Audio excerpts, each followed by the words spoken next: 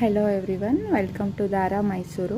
ಇವತ್ತು ನಾನು ಇನ್ನೊಂದು ಮೇಕಿಂಗ್ ವಿಡಿಯೋ ತೋರಿಸ್ತಾ ಇದ್ದೀನಿ. ಇಲ್ಲಿ ನನಗೆ ಸ್ಯಾರಿ ಬಂದು ಆನಿಯನ್ ಪಿಂಕ್ ಕಲರ್ ಇದೆ, ಪ್ಯೂರ್ KSIC ಸ್ಯಾರಿ.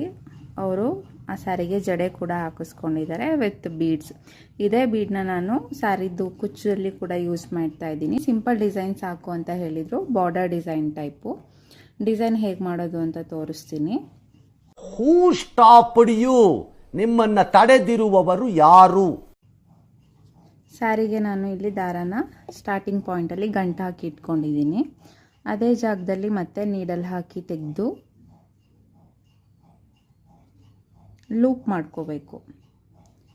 ನೋಡಿ, ಈ ಥರ ಲೂಪ್ ಮಾಡಿ ಆದಮೇಲೆ ನಾನು ಅಲ್ಲೇ ಪಕ್ಕದಲ್ಲೇ ಇನ್ನೊಂದು ಡೈರೆಕ್ಟ್ ಲಾಕ್ ಮಾಡ್ತಾಯಿದ್ದೀನಿ. ಡೈರೆಕ್ಟ್ ಲಾಕ್ ಮಾಡಿ ಆದಮೇಲೆ ನಾನಿಲ್ಲಿ ಈ ಥರ ಫ್ಲವರ್ ಬೀಡ್ಸ್ನ ಯೂಸ್ ಮಾಡ್ತಾಯಿದ್ದೀನಿ.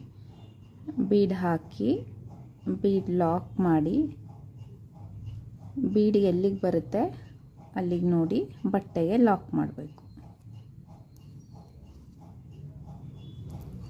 ಬಟ್ಟೆಗೆ ಲಾಕ್ ಮಾಡಿ ಆದಮೇಲೆ 1 2 3 4 5 ಚೈನ್ ಹಾಕ್ಕೊಳ್ತಾ ಇದ್ದೀನಿ. ಅಂದರೆ ಬೀಡ್ ಸುತ್ತ ಬರಬೇಕು ಆ ಚೈನ್ಸ್. ಬೀಡ್ ಸುತ್ತ ಬಂದು ನೋಡಿ, ಇಲ್ಲಿ 2 ಲಾಕ್ ಮಾಡಿದೆಯಲ್ಲ, ಈ 2 ಲಾಕ್ ಮಧ್ಯದಲ್ಲಿ ನೀಡಲ್ ಹಾಕಿ ನಾನು ಮತ್ತೆ ಇದನ್ನು 5 ಚೈನ್ನ ಈ ಕಡೆಗೆ ಲಾಕ್ ಮಾಡ್ತಾ ಇದ್ದೀನಿ. ಸೊ ನಮಗೆ ಇವಾಗ ಬೀಡ್ ಸುತ್ತ ಒಂದು ಚೈನ್ ಸಿಕ್ಕಿರುತ್ತೆ. ಮಜಾ ನಹೀ ಆ ರಹಾ ಹೈ. ಆ ಚೈನ್ಗೆ ನಾವಿವಾಗ ಆರ್ಚ್ ಮಾಡಬೇಕು. ಇಲ್ಲಿ ಲಾಕ್ ಮಾಡಿ ಆಗಿದೆ. ಇದಾದಮೇಲೆ ಇಲ್ಲಿಂದ ನಾನು ಆರ್ಚ್ ಮಾಡ್ತಾ ಹೋಗ್ತೀನಿ. ಇಲ್ಲಿ ಫಸ್ಟ್ ಲಾಕ್ ಏನು ಮಾಡಿದ್ವಿ, ಇದನ್ನು ಸಹ ನಾನು ಒಂದು ಕಂಬ ಅಂಥೇಳಿ ಕನ್ಸಿಡರ್ ಮಾಡ್ತಾ ಇದ್ದೀನಿ. ಇದು 5 ಚೈನ್ ಗ್ಯಾಪಲ್ಲಿ ನಮಗೆ ಎಷ್ಟು ಡಬಲ್ ಕ್ರೋಶೆಟ್ ಮಾಡೋಕ್ಕಾಗುತ್ತೆ ಅಷ್ಟು ಡಬಲ್ ಕ್ರೋಶೆಟ್ನ ಮಾಡ್ತಾ ಹೋಗಬೇಕು. ನೋಡಿ, 2ರಲ್ಲಿ 1 2ರಲ್ಲಿ 1 1 2 ಆಗಿದೆ. ಇವಾಗ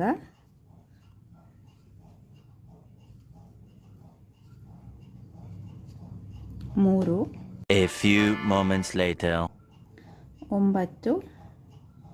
ನನಗೆ ಈ 5 ಚೈನ್ ಗ್ಯಾಪಲ್ಲಿ ಪರ್ಫೆಕ್ಟಾಗಿ 10 ಡಬಲ್ ಕ್ರೋಶೆಟ್ ಕಂಬಗಳು ಕೂರುತ್ತೆ. ನೋಡಿ,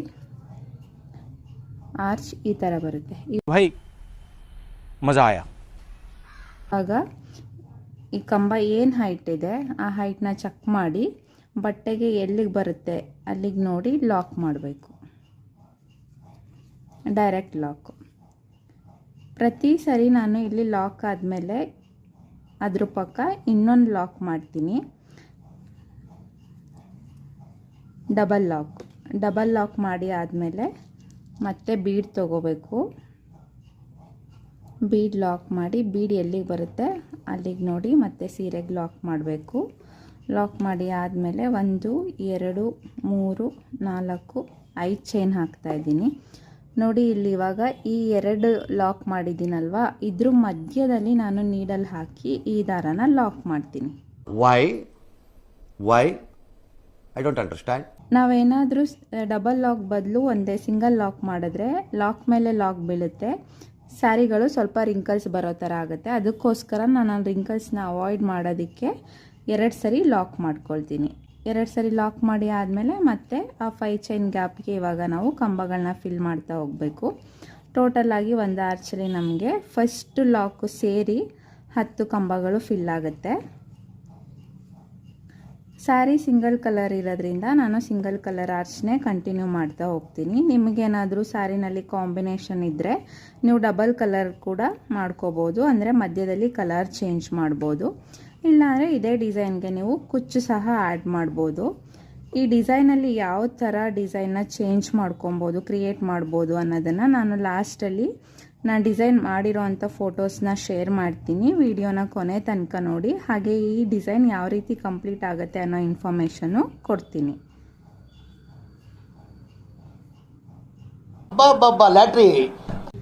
ನೋಡಿ, ಡಿಸೈನ್ ಇವಾಗ ಕಂಪ್ಲೀಟ್ ಆಗಿದೆ. ಸ್ಯಾರಿ ಫುಲ್ ನಾನು ಇದೇ ಥರ ಡಿಸೈನ್ ಕಂಟಿನ್ಯೂ ಮಾಡಿದ್ದೀನಿ. ಲಾಸ್ಟಲ್ಲಿ ನಾನಿಲ್ಲಿ ಸ್ಯಾರಿಗೆ ಒಂದು ಲಾಕ್ ಮಾಡಿ